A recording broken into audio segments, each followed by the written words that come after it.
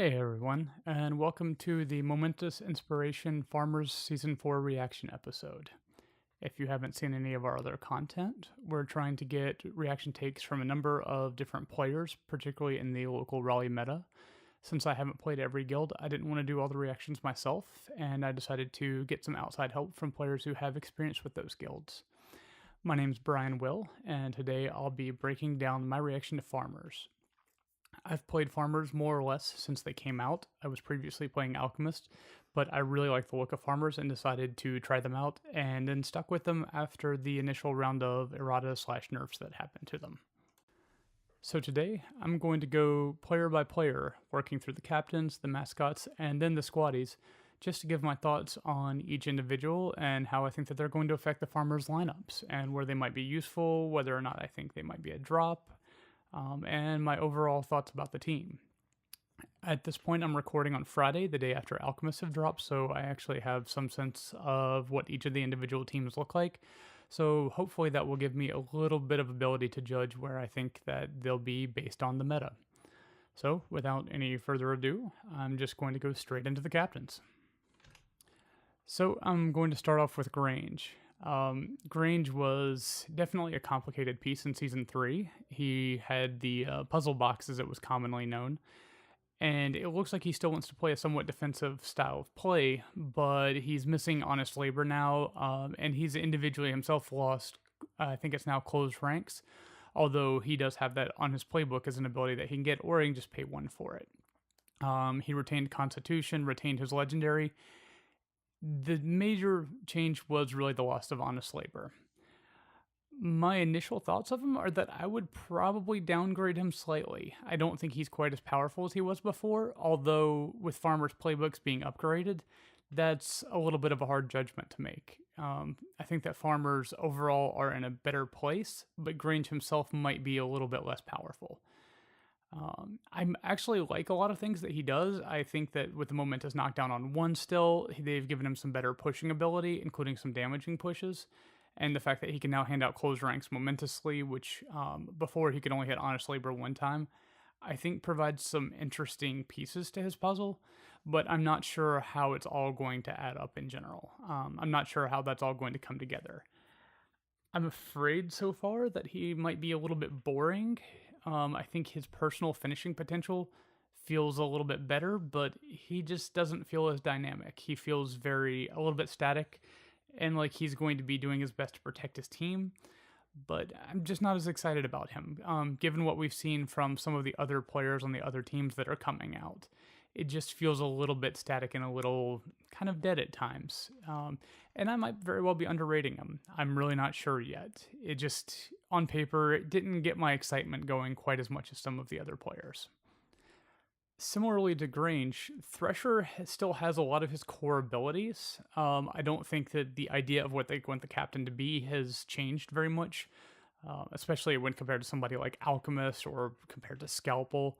He still clearly wants to be a fairly mobile beater who can also score a goal when he needs to.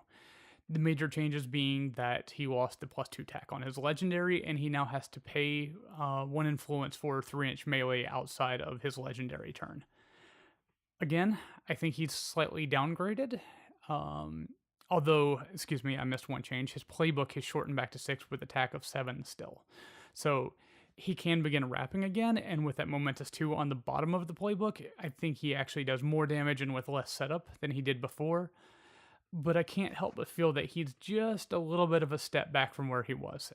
But that might actually be a good thing. Before, he could be a somewhat oppressive play experience, especially considering you could have 5 attacks at 3-inch melee plus the Don't Fear the Reaper. I think he just feels a little bit stepped back, but I do think that his entire team is actually better, so I'm not sure. I think the major effect on the rest of his team is going to be the loss of the +2 tack on his Legendary. I could be wrong about that, but that was really the major effect that he gave everybody else. I think that you might want to target footballing a little harder with him, depending on the team that you're going into, but he still provides a lot of the same tools, I think just slightly worse than before, but I'm not sure if it's enough to actually really downgrade him more than like a half step to a step. So, to pair with the captains, we'll next go into the mascots. So I feel like Buckwheat is just strictly upgraded. He's got the same damage. He's got the same playbook. He's got mostly the same traits, although he does not get his free attack anymore. But now he provides an influence. He's a 1-3 rather than a 0-2, which I feel is a flat out upgrade. The one influence is more useful. It requires less setup than the harvest markers. I think he's just in a better place.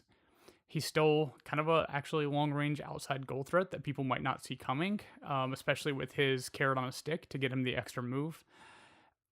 I feel like he actually could see a good bit more play, especially against teams that you're not going to need to worry about conditions. If you're only worrying about an occasional knockdown or something like that, I think that this could be a pretty good step up. For example, one that come to mind are maybe against like a shark fish team. If you think that you're going to see shark, he might be a better drop. I feel like they've still kept a good differentiation of Buckwheat and Peck. He just does his role more effectively now. He provides a little bit better help for the team. And I think he's more likely to see some play, which is great because I love the donkey in Season 3. I just could never quite make him work, especially because of that lost influence. So, moving on over to the other mascot, I was not expecting to see the changes that we saw for Peck, really. I think Peck got a bit of an upgrade, in my opinion. I like the 1-inch dodge that he had before. It was really good, and I used it a number of times. But being able to remove all conditions is actually pretty stellar. It's still a good sized bubble around himself. He's fast enough to deliver it to where he needs to. And I think especially with some of the teams like Alchemist, the Rat Catchers, and a couple of other teams that I think are going to be tossing out more conditions now, I'm really happy to see where they took Peck. I think that Heroic's going to be incredibly useful. You don't have to give him any influence. If you give him one for Cocksure, it always helps out. If nothing else, because it prevents people from trying to take results they might normally take. I think Peck is still in a good place. I think he's still going to be a very common drop anytime you think you might be able to use his heroic play. What I like about the two mascots is I feel like you can drop them each for different purposes and still get work out of them.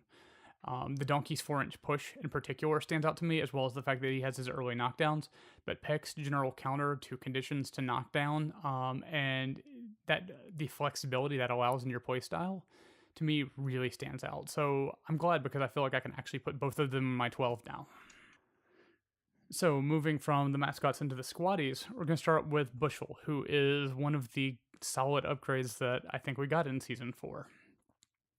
Bushel now, I think particularly with the addition of close control, is going to be considerably more solid than she was. I think that's a stellar ability for her to have, especially because farmers could struggle with ball kill other than just punting it to a corner and hoping for the best. And I think she's a much more legitimate goal scorer now, with Cabbage Punt actually triggering a character play rather than her having to spin an entire gigantic influence stack. I think she's in a really good place. I think it will help out farmers considerably because I think our goal scoring game just took a step up. I can see Bushel working with either Thresher or Grange. I think she's going to give a solid threat upfield for Grange, and I think that she'll make a nice counter threat with Thresher, that you can spread the two of them, and they're both going to be able to get mostly where they need to on the board. She does only have 1-inch melee, but with a tackle dodge, with close control, and with balls gone, I think she's still going to be okay to do the work that you want her to do. I think in general, she's a solid upgrade and a player that I'm going to be excited to put on the pitch a little bit more, especially to try to score some more goals rather than going for those 1-4 or 0-6 games in a lot of cases. On the other side of playstyles from Bushel, we're going to move to Fallow. I think Fallow is still a solid tech and damage piece. She still has some good defensive synergies, I think particularly with Grange with that tight bubble, and she's still going to be annoying for opponents to deal with. Her top end has dropped a little bit, but I don't think overall that she's going to be played much differently than she was before. The fact that you can add out some crowd outs, the double crowd out from Grange, as well as force them to attack her, I think she's just still fine. I wish she hadn't lost the 1 influence cap so that her ceiling's a little bit lower, but I think they were also trying to define her into a slightly different role from Wendell, for example, who brings some super efficiency when you can get him to work. So I kind of see why they took away the 5th attack. Plus, it was just honestly really, really powerful. She could absolutely destroy somebody single-handedly, especially when you got a couple of crowd outs for honest labor. For more complex changes than you saw to Fallow, we're going to move to Harrow. And this is one of the places where I'm going to admit that I'm not entirely sure what to think yet, and I think I'm going to need some board time before I'm really going to make any decisions. Strictly speaking, losing Tooled Up could be considered a downgrade, but with the complete rebuild of Farmer's playbooks to add damage to them, I don't really think it's a downgrade. Yes, we're losing an awesome buff, but I think it's actually freed up the team more, and I think that's a really good thing. So I think that I can't really call him nerfed. I think Mark Target primarily pairs with players like Thresher, maybe with Tater and Bushel, but Thresher is definitely where it comes to mind. But the fact that he's free from the captain now, that he doesn't have to be within 4 inches, is just strictly better. I'm just really excited that he can actually play a little more openly, especially because he's actually got a decent move stat. I think Harrow has moved from being an automatic pick to a good tech pick, and I think that's a really good place to be in. We don't need the automatic picks the way that we used to have them, and I'm really happy to have more flexibility now. So, moving into what I think is probably the single biggest upgrade in the team, we're going to talk about Honor next. I have her listed as by far the biggest upgrade. I think that before she didn't really feel like she had a very defined role. I think they were still tinkering with the coach idea, and I think they nailed it with what they went with in Season 4. With a better move stat, I think a slightly better playbook, and her legendary is now way better than it was previously. I think she is exactly what I would have wanted to have her be in the first place. She now brings a free harvest marker, which obviously is much upgraded from having to pay 1 influence for the harvest marker previously. And the flexibility that her legendary and that free jog is going to give will pair very well with a number of different players on the team. I think Wendell, Bushel, as well as Plowman are standouts for me that either in their board control or their general threat range, they could all benefit tremendously from that legendary. I just generally think you're going to see her a lot more. I think that she's not an every team pick, but I think the flexibility she gives will make it so that a lot of people will want to drop her and see what they can get out of her, and I think she has a high ceiling for what that legendary can give. Also, having another cocksure to be able to prevent more condition work is just superb, especially if you're wanting to take buckwheat instead. You now can take honor, you still have that cocksure, a little bit of protection, along with the millstone changes. It gives a bit more flexibility again. I think that's what she seems to bring so much of it. She brings flexibility, which makes a lot of sense considering her Mason's background. She always was supposed to make their team, the honor team, a particularly flexible one. And now I think we've got a little bit of that coming to farmers with her addition. So Jack Strahl, I'm not going to spend a lot of time on because I think he saw relatively minimal upgrades. I do think he's slightly upgraded. He went from a 2-3 influence, or a 3-3 influence stat, down to a 2-3, but he now has a 1-cost crop dusting. So he's going to be a little bit worse at doing damage with the crop dusting, but that really wasn't the main reason for it. The main reason we took it was for the extra harvest markers. Now he can put out those harvest markers and actually set up his own goal threat in a way that he couldn't before, and I am extremely excited about that. I think it's a good step up to add to our goal scoring threats. I think he still does the same work as before. I think you're still going to want him in a lot of Thresher lists, but he's not an auto include, and now, again, more flexibility. What we're trying to say about farmers so much of the time. I think that he makes them a little bit more flexible and he's more interesting. So, over getting drinks with Harrow on the kind of nerfed, but not exactly because it's good for the team list, I'm going to put Millstone. So, she went back up to the 6-inch bubble, but it's only once per turn now, which realistically, let's face it, that's what it should have been. Being able to soak every condition was ridiculous and an extremely frustrating experience for other players. Now I think she's tinkered with a little bit better, that she has more utility more efficiently, still provides that condition soak, but she's no longer that auto include. You can maybe use Cocksure a little bit more, but you just don't feel like you absolutely have to have her. Losing that one condition, so it stinks, but I think it'll be alright without it, especially with the fact that now you can give her 1 influence. She can sprint and use Battering Ram because it's now a trait rather than ability, or she can still take 2, sprint, and give the gold defense, which occasionally is useful. I just think it helps her out in general. I don't think she's going to seem as overtly powerful as before, but I do think she'll still have use. She's still a solid tech piece, and having a Momentous push on 2, which, while not superb because she has a 1-inch melee, it's just nice. I'm glad to see more Momentous pushes in the guild. And then if we're talking about Momentous pushes in the guild, well, there's one person who does it better than any other, and that's Plowman. I was really happy to see what they did with Plowman. I really wanted to like him in Season 3. I like the idea of him being able to momentously push around, momentously knock down. I felt like they had some good ideas, but his playbook didn't really make it work for me. He needed too much setup. His knockdown was too high, he was very counterattackable, and it took influence to get work out of him because he had to set up his rough ground markers and everything. So it just felt a little clunky, and they've dialed him in. Good pushes, better playbook. The fact that it's an aura that can only be triggered once per turn, I think is the simplicity of it just makes it better. You can get more work out of him for less effort, especially since he provides his own harvest marker, which basically means he's doubling up. I think that he is what he should have been in the first place. And I'm saying that a lot here because I feel like they really dialed in farmers, especially the quote lower quality farmers, into the spot where they probably initially wanted them. So for a player that I already tried to make work and already enjoyed, I think now he's just significantly better, and I think he's going to see a pretty good number of lists. I'm going to bet 2/3 to 3/4 of lists simply because he brings 2 harvest markers himself for no effort whatsoever and has those momentous pushes. The board rearrange is just great. So stepping away from the upgrades for a second, I got to go to Tater. Tater was clearly downgraded, in my opinion. His playbook is, I think, worse. But they've also stated that was extremely intentional. They stated basically that with the way Countercharge kind of controlled certain matchups in Season 3, they wanted to stop letting Countercharge be quite such a bad experience. They wanted to step that back. They explicitly stated they brought down the 2 primary Countercharge models for that reason. So I can't say I'm surprised, but I'm still disappointed to see his second damage result move up to almost the top of the book.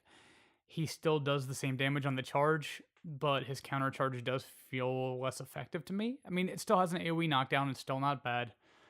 He's definitely not an auto take, though, in my opinion, anymore. He's not bad. He'll still end up in certain matchups, especially on a defensive matchup.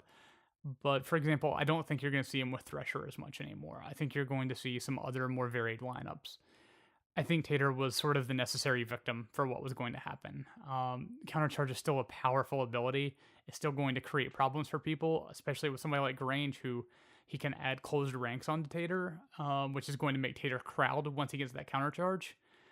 He had to come down a little. It's kind of sad. I liked him in Season 3, but he was a bit too much, probably. So, stepping back up for the finale, we got one of the more interesting upgrades, in my opinion, which is the big boy Wendell. He's just more fun now. He's just a straight up beater. He can heal himself. He can do some knockdown and pushes, but really, he wants to go in and punch the ever-living shit out of something. He just wants to beat face, and he's better at it. He's fast enough and less janky and less complicated now that I think he can do what they were intending for him to do, and I'm really happy about that. His ability to eat a harvest marker and gain speed, I think, is simpler and better than the previous tack bonus because it makes you feel less obligated to pull that up. And him being able to eat the harvest marker and get 6 attacks probably wasn't really fair, especially on a Berserk model. So I think they've done the right thing with him. I think that with Plowman, with Honor, with a little bit with Grange, some of the board rearrangement and pushes that you can get access to, I think that he's going to see a significant amount more play. He's going to give you a solid beater. He still has the same defensive problems. But with the fact that killing him is not going to generate any momentum until they get momentum for actually doing the last damaging shot, I don't think people are going to want to spend a lot of time trying to kill him, mostly dodging or pushing him around. And if they're leaving him alive, that means he's still going to be punching the crap out of things. So in summary, looking back at everything, I think farmers are in a pretty solid place. I think they're middle of the pack. I don't think they're bottom tier. I don't think they're top tier either. I don't think they have the overt power levels of some of the models and releases that we've seen come out. But I do think that they have solid game. I think their flexibility and the fact that they have less predictable lineups now will be very useful for them. They can do a heavy beater game and still focus on a lot of killing, or they can try to mix in a goal scoring game in a much more effective way, and I think that's really going to put them in a good place.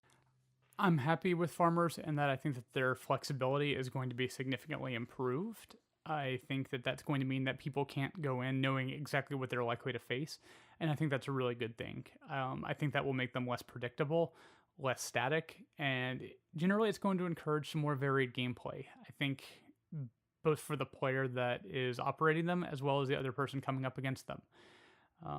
Having 2 very prescribed 6s just wasn't very fun. I mean, literally, you basically could put down 8 cards out of your 10, and then the last 2 were just whatever fluff that you wanted to put in because you liked the way that they looked, I guess. But now you legitimately could drop different 12s for almost every player.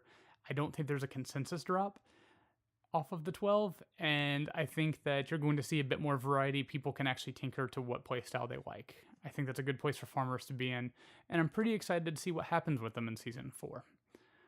So thank you very much for listening and for joining us at Momentous Inspiration. And please, if you have other guilds you're interested in or you want to learn a little bit about, or if you're just bored and you want to hear what we think, go check out our other reaction videos, and we'll be trying to bring up some Season 4 content in the near future once I can get a chance to record the games.